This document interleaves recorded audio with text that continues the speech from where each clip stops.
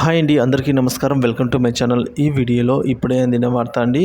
ఎన్నికలకు ముందు ఎలాగైనా అధికారంలోకి రావాలనే ఆశతో ప్రచార సభలో అలివిగాని హామీలను ఇచ్చి ఇప్పుడు అధికారంలోకి వచ్చాక హామీలపై మాట మారుస్తున్నారు. దీంతో రాష్ట్ర వ్యాప్తంగా వైఎస్ఆర్ కాంగ్రెస్ పార్టీ అధికార పార్టీ పైన అయితే తీవ్ర స్థాయిలో విరుచుకుపడుతోంది. ఈ నేపథ్యంలోనే ఖజానాలో డబ్బులు లేవని నారా చంద్రబాబు వ్యాఖ్యానించారు. అందుకే హామీలను నెరవేర్చలేకపోతున్నాను, నన్ను క్షమించండి అంటూ నారా చంద్రబాబు వ్యాఖ్యానించారు. దీనికి సంబంధించిన పూర్తి సమాచారాన్ని ఈ వీడియోలో తెలుసుకుందాము. వీడియోని ఎక్కడ కానీ స్కిప్ చేయకుండా ఎండ్ వరకు చూడనప్పుడే పూర్తి ఇన్ఫర్మేషన్ అర్థమవుతుంది. అలాగే వీడియోకి ఒక లైక్ చేయండి ఫ్రెండ్స్. వీడియోలోకి అయితే వెళ్ళిపోదాము. ఫ్రెండ్స్, ఇక విషయానికి వచ్చినట్లయితే రాష్ట్రానికి వచ్చే ఆదాయం కంటే ఉద్యోగులకు ఇవ్వాల్సిన జీతభత్యాలు ఇతర చెల్లింపుల ఖర్చే అధికంగా ఉందని స్వయంగా సీఎం చంద్రబాబు నాయుడు తెలిపారు. ఇవిగాక ఎన్నికల్లో ఇచ్చిన హామీలకు చేయాల్సిన ఖర్చు అదనంగా ఉందని అన్నారు.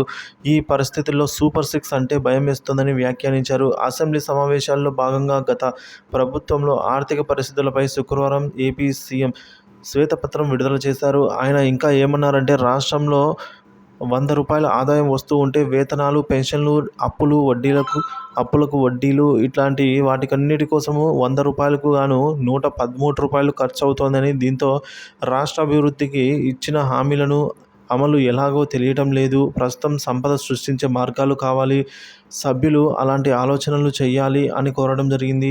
ఎమ్మెల్యేలు ఈ అంశాన్ని ప్రజల్లోకి తీసుకుని వెళ్ళి అవగాహన కల్పించాలి. 2014 నుంచి 19 మధ్య రాష్ట్రాన్ని నేనెంతో గొప్పగా అభివృద్ధి చేస్తే 2019 నుంచి 2024 మధ్య వైఎస్ఆర్సీపీ ప్రభుత్వం సంక్షేమంపై పెట్టిన ఖర్చు అభివృద్ధిపై పెట్టకపోవడంతో రాష్ట్ర ఆదాయం తగ్గిపోయింది.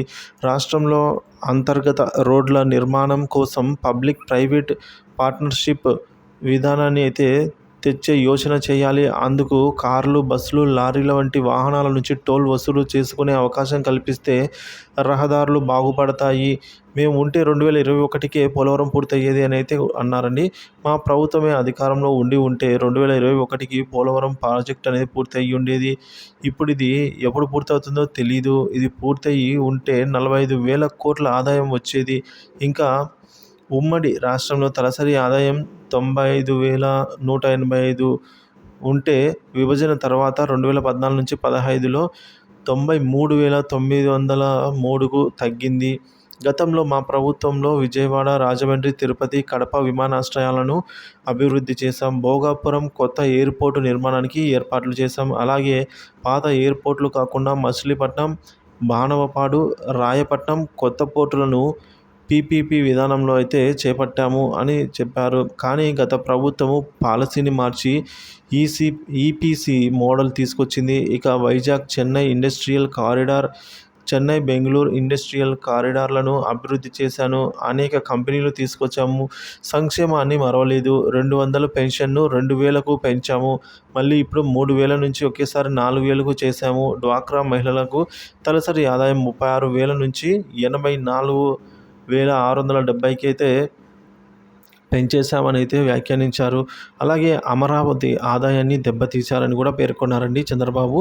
అనుకున్న ప్రకారం అమరావతి కనుక పూర్తి అయితే ప్రపంచంలో గొప్ప సిటీగా మారేదని, కానీ గత ప్రభుత్వం దాన్ని పూర్తి చేయలేదు. అది జరిగి ఉంటే అమరావతిలో ఇప్పటికీ 7 లక్షల ఉద్యోగాలు వచ్చేవి.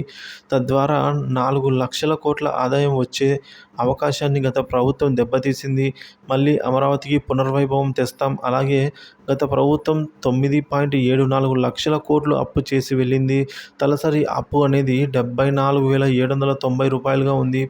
సో ఈ 74,790 రూపాయల నుంచి గత ప్రభుత్వం 1,44,336కు అయితే పెంచేసి వెళ్ళింది.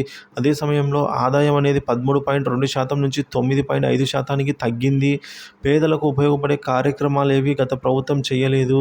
అప్పులు చేసే నిధులు పక్కదారి పట్టించారు. ప్రస్తుతం కాస్తో కూస్తో అభివృద్ధి ఆదాయం ఎక్స్చేంజ్ నుంచి వస్తే అది అప్పులు కట్టడానికి సరిపోతుంది. ఇప్పుడు ఉన్న పరిస్థితుల్లో కేంద్రం 15,000 కోట్లు అప్పులు ఇస్తామంటే సంబరపడిపోయాం అనైతే చంద్రబాబు గారు వ్యాఖ్యానించారు ఫ్రెండ్స్.